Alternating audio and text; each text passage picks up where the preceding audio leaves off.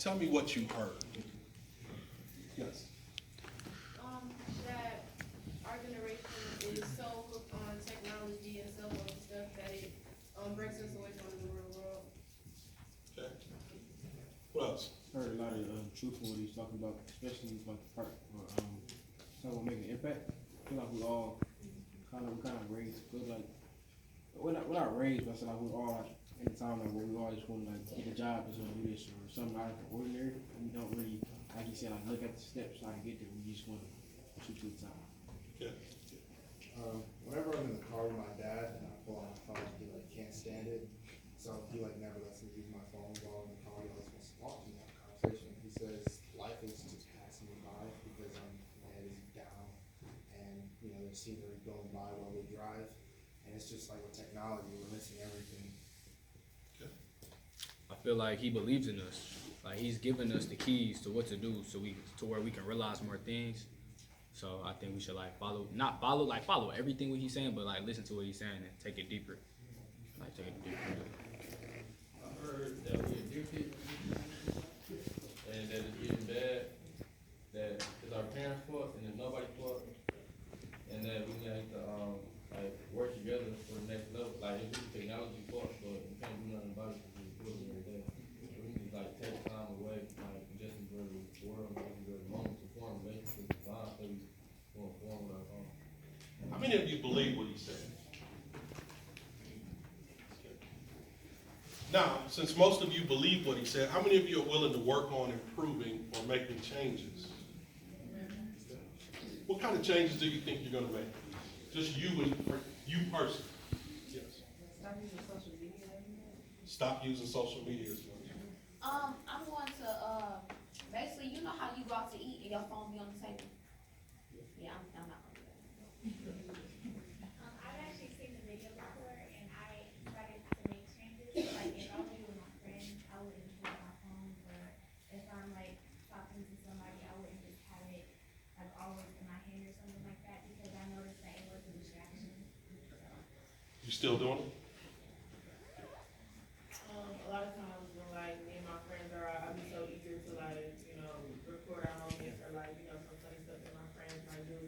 I be so eager to like pull out my phone and try to record what's going on. But I'm kind of like missing it in real life instead of like watching it on my phone. I can just be watching it in person. So I'm kind of like missing it. Yes, sir. I'm a buy an alarm clock and charge my phone in the living room.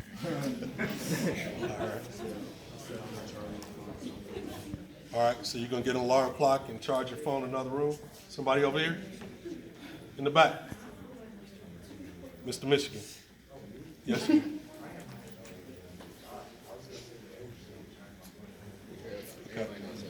All right, yes, ma'am. I'm gonna try like that, then when like one person collects everybody's phone, but no one can use it. I'm not charging my phone in another room because I wake up and my phone will be disabled. I think I want to know, but I don't want to know right now.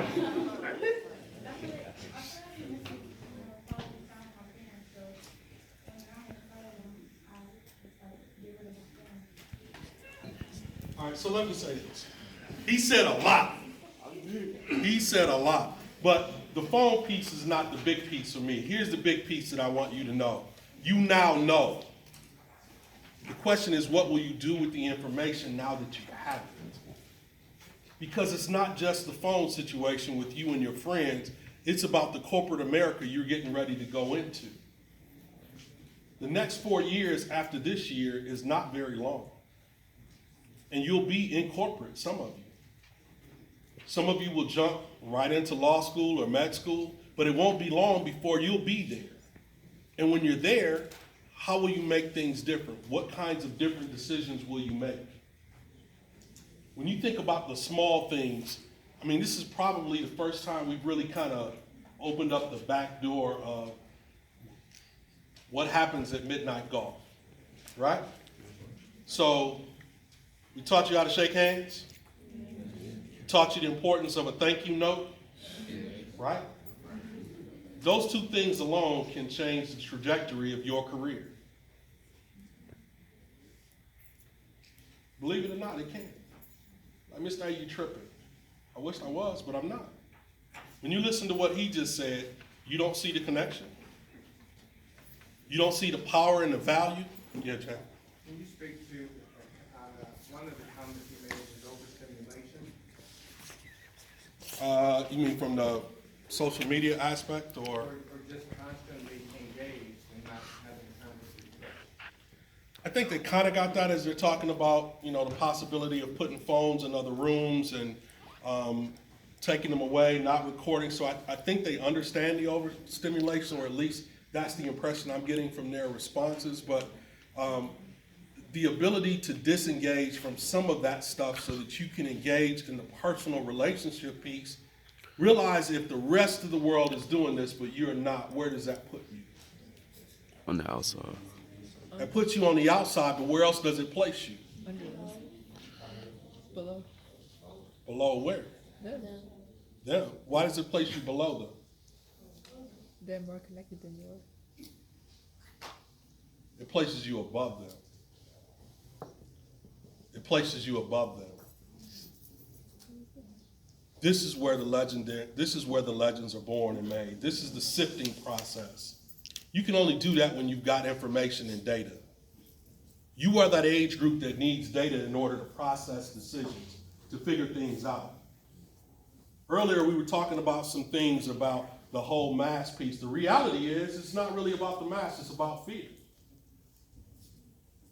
We don't like fear. We don't like feeling fear. We don't like being pushed into corners that are uncomfortable and in those situations. And I want you to understand, accept the fear. Take the fear on and face it. Because what's the worst that could happen if they ask you and you say, I'm not sure and I don't know what I'm going to major in? What's the worst that can happen? You say you can waste your time. You're not going to waste their time. If they're genuinely asking you a question and you're having a conversation, the reality is you've been truthful. Here's some of the crazy stuff that I've seen happen when students do that, when they're very truthful. You can have a conversation with somebody and find out about something you didn't even know existed. But because you were willing to lie and didn't want to go down that road of all of the other questions that might come, you missed an opportunity to connect with somebody who might have actually had something that maybe you're really interested in, but you weren't sure how to frame it, or you didn't know that that was a real job of something that somebody could do. So you can't be afraid of these kinds of things as they come up. Successful people do what unsuccessful people are not willing to do. Don't wish it were easier. Wish what? You were better. Wish you were better. All of you want to be successful, but you have to face this fear. If you don't get the scholarship and you filled out the application, it doesn't mean you're less than. It doesn't mean that you're less than. I heard a guy say that in order for a basketball team to win, they actually have to lose the ball more than the other team. You can't hold on to the ball and win the game. In order to score, you have to what? Let the ball go. So if you let it go and it hits and it goes in, score. But if you let it go and it misses, what happens? What do they usually tell the guard to keep doing? Keep shooting. Why? Because the odds are in your favor. We know that you can score. So they tell them to keep shooting so you can keep scoring. You're not going to miss every shot. And I can honestly tell you, you're probably not going to get declined of every scholarship, but you got to keep filling them out. Because it's not about whether they like you or they don't like you. You got to at least put yourself in a situation to win. You can't hit the lottery if you don't buy the ticket. But if you're so worried about losing, you will never win. This is something that I want you to start doing.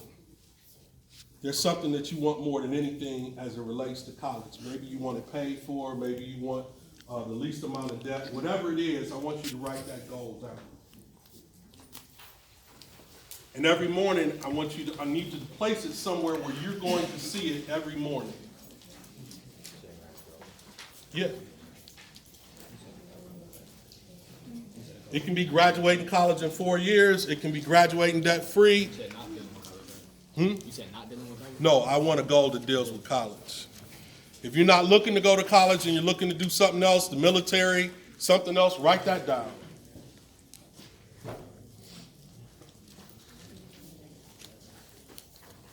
But when you think about these things up here, what do you see?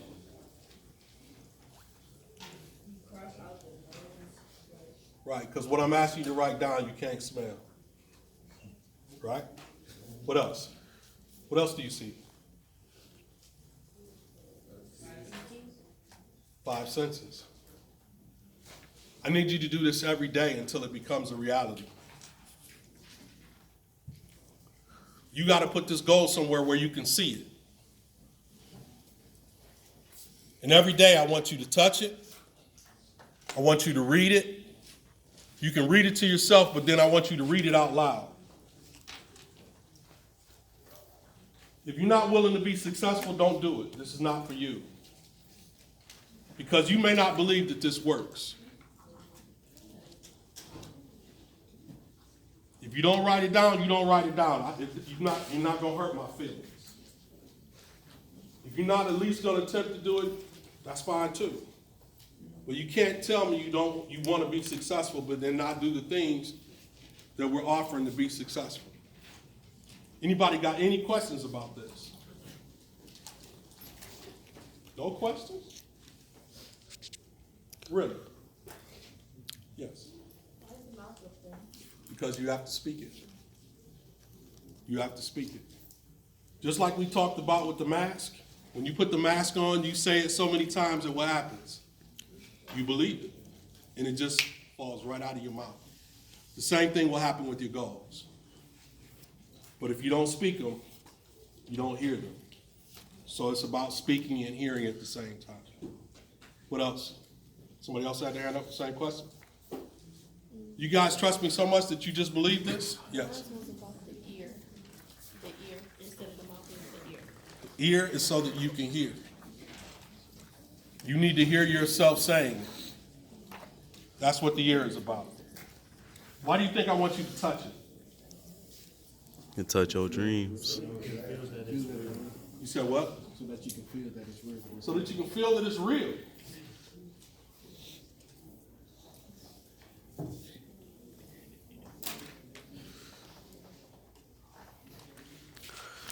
When I turned 21 years old, my mother sent me a card in the mail to college. And that card was a little handwritten note with a scripture that she had written out of the Bible. And it talked about how to keep yourself safe. One scripture in the book of Proverbs. And my mother sent that to me. By the time I turned 21, my dad was already gone. And the relationship with my mother and myself had grown, and we were really close and really tight. I carried that note around, and I still do. But that note held me up in times when I couldn't hold myself up. It reminded me that I'm loved. What's scary is, even before I understood the concept of success and how to go about goals, I would read it and touch it. Because I didn't know that 10 years from that point that my mother would be gone. If I had known, I might have done some things a little differently. So I'm telling you about my story, my journey, things that made my life not just important, but kind of the way that I am. I'm odd, I'm quirky, I'm nerdy, I'm cool, I'm all this other stuff. But a lot of that has to do with the way my life unfolded. I couldn't pick and choose things. If I could have picked, my parents would still be here. But in terms of success, all of that had everything to do with me. The ability to understand when she wanted me to be safe and I wanted to be safe, it was right there in terms of what I needed to do. And as I read it, I touched it. And I read it as often as I needed to. And sometimes I found myself reading it and I didn't even really feel like I needed to read it. But it was the last written thing that she sent me in the mail. And it meant so much, and it still means a lot today. Don't underestimate the power of the stuff that I'm giving you. It seems so simple, and that's why it works. That's why it works. I want to finish with this piece. The interest versus the commitment. Many of you are interested in going to college, but you're not committed. The difference between the interest and the commitment is this. Because you're interested, you will always come up with an excuse about why something didn't get done that needed to happen. Doesn't matter whether you push it off on somebody else, you take the blame yourself, but there's always another story about why it didn't happen. But when you're committed, there is no story. There is nothing that you wouldn't do in order to get to whatever it is that you're trying to get to. And so today was really about you understanding the difference between interest and commitment. And I know that you're interested in going to college. I know you're interested in trying to get scholarships, but you're not committed. And the commitment starts with you making a decision that you want something different, and you're going to figure it out. Because we can give you a bunch of rules. We can bring in all of the coaches in the world. But the reality is, if you really don't want to play the game, then you won't play. We can't beg you. We can't make you. All of the students you see who come up here, we didn't make them do anything. They all chose to do it. And you heard them say, fill out those scholarships, right? And why do you think they're telling you that? Because they were only interested. They weren't committed. And now they have the opportunity to tell you, be committed. And you started sitting there looking at them going, I got you. But the reality is, I got your interest. I don't have the commitment.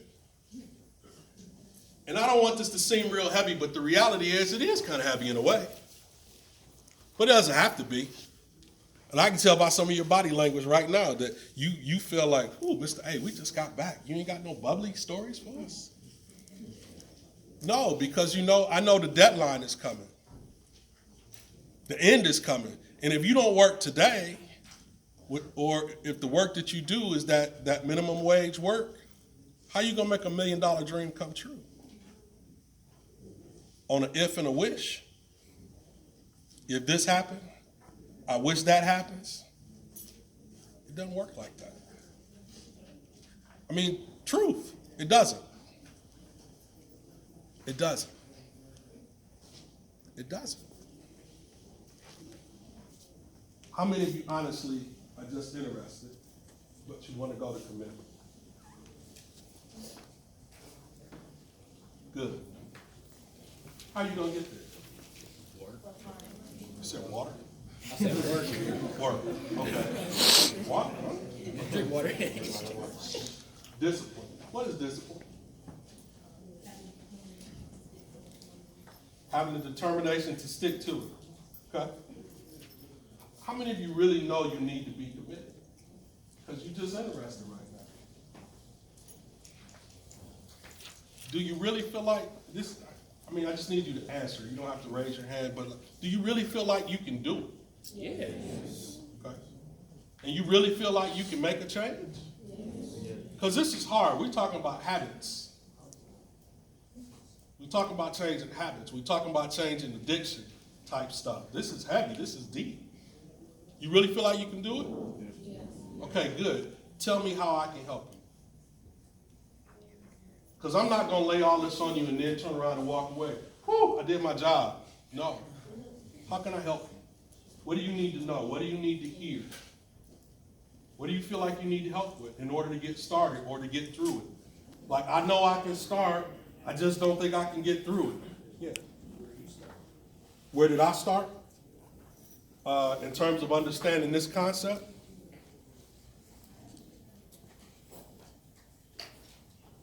I was on a job interview many moons ago. the things that I thought I knew, I realized at the end of that interview that I didn't have a clue. And it was very simply this. I thought that I went to school to get a degree in a subject matter, and that everybody else who was studying for that same degree, regardless of the institution, I figured that was my competition, purely. That was it, nobody else. But the woman that I interviewed with, she had a degree in English. Had nothing to do, no training, no skills. She couldn't tell you to do none of the stuff that I had been studying for the last 8 years of my life. But she was doing a job and was gonna train me to do my job. And that's when I kind of realized that the world wasn't quite what I thought it was. And that's when I realized I had an interest in really being successful, but until I committed myself, that I was committing myself to the wrong type of competition. I was committing myself to the very few people who got that degree, as opposed to committing myself to the job.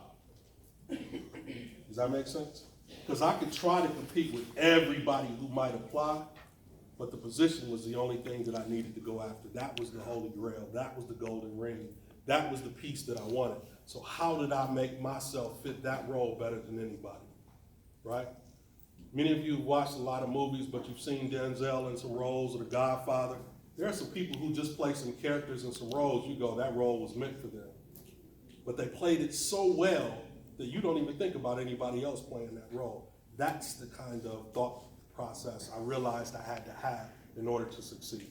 So I couldn't just be interested, I had to be committed. When you heard the story, I think just before the break, about me going to Kellogg, that was after Kellogg. So Kellogg was a part of that whole mindset. Like, I knew it wasn't gonna happen if I didn't commit myself. I committed to the whole, like before I walked through the doors, I was committed, dude. I was committed. I wasn't just interested in working there, I was committed. And so some of you are trying to figure out which college to attend and how to do that. And the best thing I can tell you is go visit. There's an energy that exists in a place when you get there. You know how sometimes you just walk into a space and you go, ooh, this ain't gonna be good, right? And there might be signs kind of in the room, but then there are other times you walk into places and your friends will be like, ooh, girl, dude, you know, we gotta go. Like, what? Because you don't see it, you don't feel it. You're comfortable, but they're uncomfortable. That's how college should be when you get to the campus. If you can get there, go. If you can't get there, that's a different story. But if you can get there, go. And just understand, there's a huge difference between interest and commitment. But legends are always committed. Be committed.